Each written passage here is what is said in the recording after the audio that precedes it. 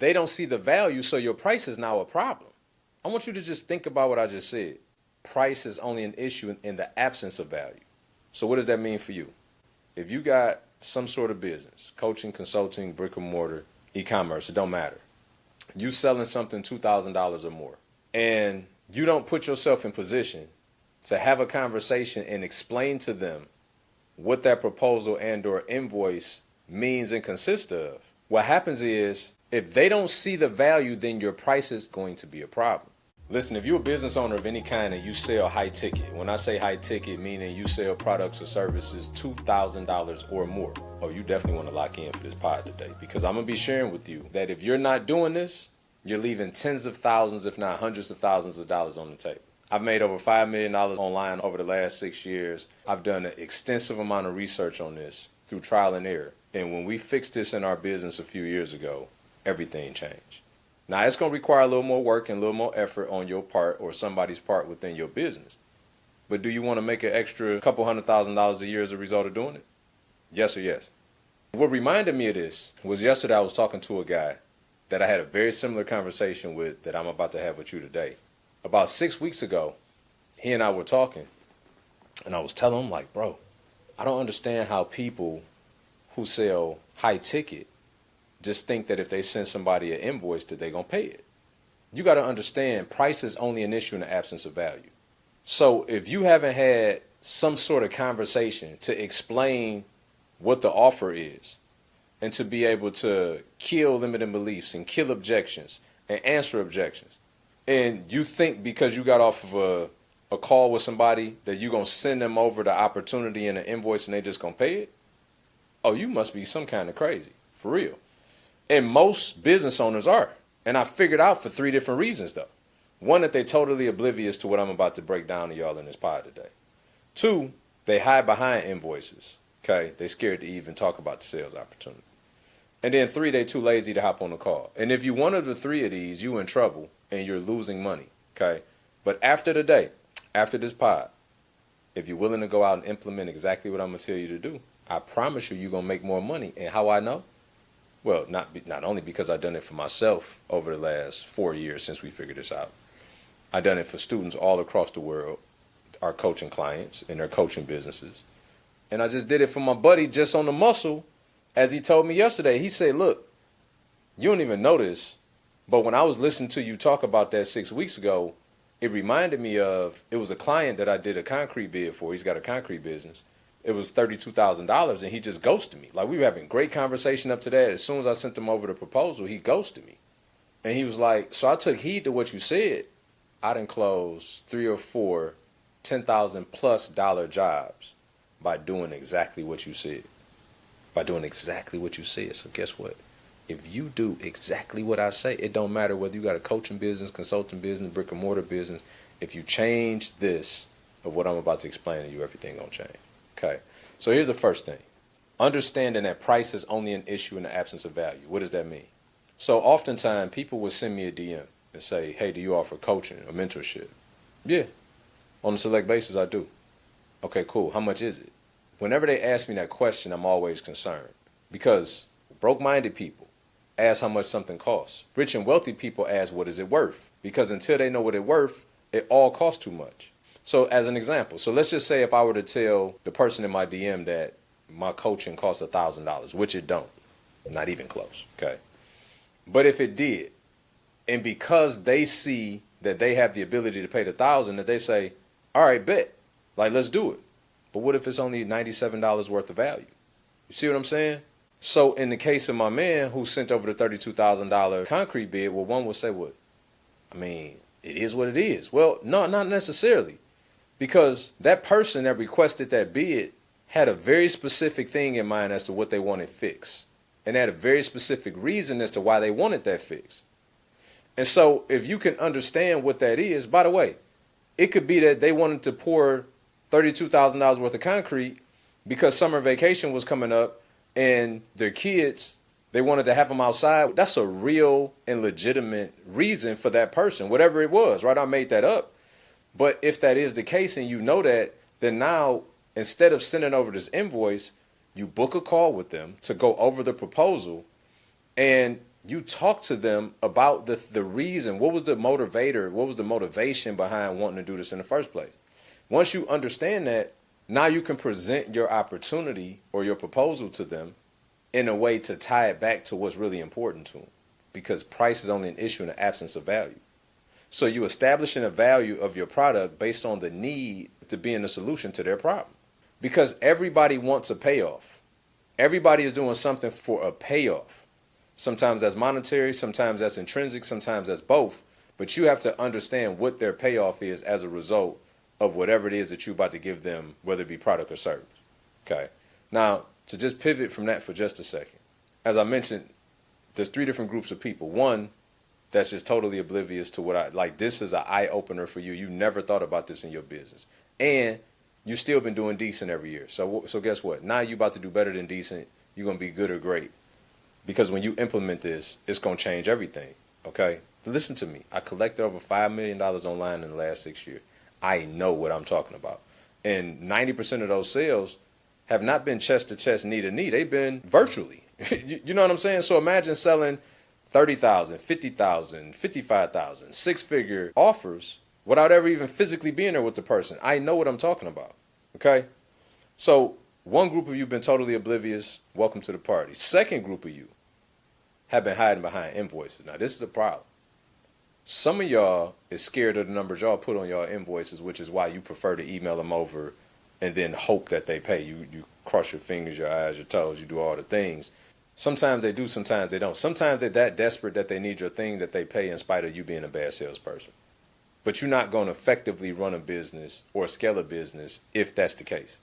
You got to have these systems and processes in place and align your skill with these systems and processes so that you can actually have this on repeat. This should be an expectation of a result you get out of your business, not something that just kind of happened when you send it over. Sometimes I send the email, they ghost me. So other times I send the email, they pay it. A lot of the times I send the email and they say it's too expensive.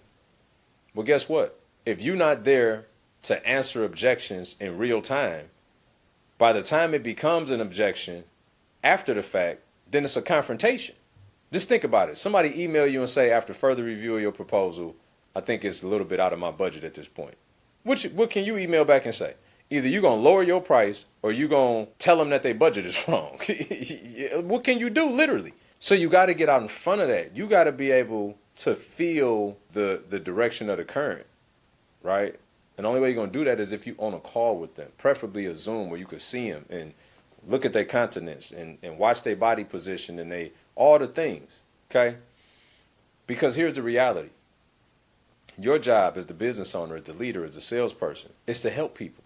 Everybody need to be led. Everybody won't raise their hand to be led, but everybody need to be led. We all need to be led by something or somebody. So in that moment, after you get them the proposal, you really need to be able to step in and help them digest this big meal that's been dropped on their plate. They like, it's a big number. I mean, is it though? I mean, let's just look at this for a second. Is it really a big number? Considering that you say after this investment, you want to make $250,000 this year. Is that correct? Is that still the case? Like, let's take the number away for a second. After you buy this service, this product, whatever, your intention is to go out and make $250,000 this year. Is that true? Well, yeah, absolutely. Okay, cool.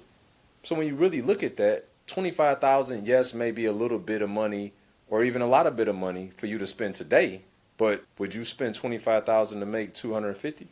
Of course you would, or you shouldn't be in business, right? So you have to be able to help them to understand they got to see the whole picture. And when you send them a proposal or an invoice by themselves, they lack the perspective to see the whole picture. The only thing they can fixate on is what is it costing me today, not what is it benefiting me tomorrow. You have to be there to help them navigate the what is it benefiting me tomorrow conversation as opposed to what is it costing me today conversation. So you cannot afford to hide behind invoices. By the way, there's a concept in sales called selling from your own pocket. You cannot afford to do that. Literally, you can't afford to do that. You can't afford to only feel comfortable with presenting proposals that you can afford. Because how you ever going to get more rich? How you ever going to get rich, period? If you only buying stuff based on what you can afford. You need to sell stuff based on not even what they can afford. You need to sell stuff based on the payoff that it gets them. and that it make logical sense. One of the things that we like to do is our pricing is typically a tenth of whatever the potential payoff is for the client. As an example, if that client can make $250,000, $25,000 is a good price for that. They win, and we okay too. But you got to understand all of these things going into it. And so until you fix this scarcity mindset, that's going to continue to inhibit you, and you losing a lot of money as a result of that. Because people don't see you how they see you how you see you. And if you can't see yourself in this new frame of who you need to become, then that means that you're going to be inferior to the people that you're doing business with, which means that they're likely not going to do business with you. Why? Because people want to be led. If I spend my money with you, I'm hoping that you're going to lead me somewhere other than where I am right now, in whatever it is that you offer me. And then the third group, you're too lazy to get on calls. Well, I'm too busy. Well, doing what? Because if the goal is to make money, you better get busy figuring out how to make some more. And instead of chasing down new people, how about go deeper with the current ones that you have? They're ready to pay you. If you stop just emailing over invoices, emailing over proposals with your 17-paragraph explanation, get on the, stop being lazy. Get on the call so that they can ask you, so what does it mean right here when you say this? Okay, great. What does it mean right? Do you know that oftentimes it's one or two questions that really move the needle? They may ask 7, but when you're on a call with them, it's 1 or 2 questions that they really got. And after you answer that correctly, I remember one time, it was a lady who was coming into our real estate program. We had a call. She was feeling good about it. She was excited, and she was scared, as she should be, spending $27,000. But then we had our follow-up. I got on the follow-up, and she came up with all, the more I got to sit with this, I got to thinking about this, and my son's got this going on, and I got this, and I got that, and I got this, and I got that. And I said, well, what's really going on? She said, what you mean? I said, with all due respect, all those things you just mentioned were true the last time we talked, and they never came up. So they came up today because there's really another issue. And while I can understand those being peripheral issues, potentially, there's a bigger issue. She said, honestly, I'm not passionate about real estate. Guess what I said? Me neither. She was like, stop. I said, just because I bought and sold over 100 properties and own over 100 apartments, and I'm like, real estate is a fundamental. It's a fundamental, right? It's a tax shelter. I mean, you get a ton of write-offs as a real estate investor. Building out your ecosystem, right? Your own economy. So I'm not passionate about it. You dealing with them raggedy places and them raggedy people. No, I'm not passionate about that. She was flabbergasted to hear that come out of my mouth. And it was an honest answer. After I answered that, she said, wow. I said, think about it. Like, it's a way to pass down generational wealth, right? You can pass down these assets. You can't pass down your job, et cetera, et cetera. Won't bore y'all with them details. My point is this, though. Just that one response that I gave her, she was like, that's what I need to hear. All right, well, if that's the case, then I'm ready. I just was feeling like I was supposed to have been passionate, but I'm like, no, I'm not passionate about it. If I would have hid behind an email, or if I was too lazy to get on that call, by the way, I was in Tampa at a conference when all this was going on. Took the time to talk to her. 27,000 later in a 27-minute conversation. I ain't confused. You can still act like you are after this, but I want to make this very clear. Now that you're not oblivious, and if you quit hiding behind your invoices, and if you quit being lazy, and get on them calls, you are going to make more money in your business. The whole goal of these podcasts is to give you actionable things that you can start doing. What I just told y'all, you can start doing that tomorrow differently. You can stop just coming up with proposals and sending them to people. Get on a call with them. Hey, you got time for a 15-minute call? I just love to talk everything through with you, etc. And then when you get on the call, whether you want to share your screen or email it to them at that point so you can walk them through it. When you work with human nature, you win. When you work against it, you lose. They're going to be sticker shock. You know what I'm saying? And much of the time, they're not going to understand the value completely. You have to reinforce to them what the value is. You have to reinforce to them why they wanted to do this in the first place. And maybe more importantly than all of everything I just said, you need to get a commitment from them before you even show them the proposal. You need to ask them, are you ready to do this now? If they're not, then show it to them when they're ready to do it. Why let them tell you no, kill your confidence that day when they weren't even ready to do nothing in the first place? They were tired kicking. So you need to enroll them and make sure, hey, look, So I put this thing together, but I just want to be clear though. If this makes sense for you, you're ready to do something about this now. Absolutely. Right? You got to get a commitment. If they say no, just showing it to them just to be playing show and tell, like scripture says, don't cast your pearl before swine. If they not ready to buy your offer, why are you putting it in their face? Here's what I asked of you. If this made sense, one, share it with somebody, right? Like and comment, all the things. But two, change the way you're doing what you're doing. Just try it once. And when you see the results, hopefully you could double back and thank me for all the extra money you made, just like the guy that I had the conversation with yesterday.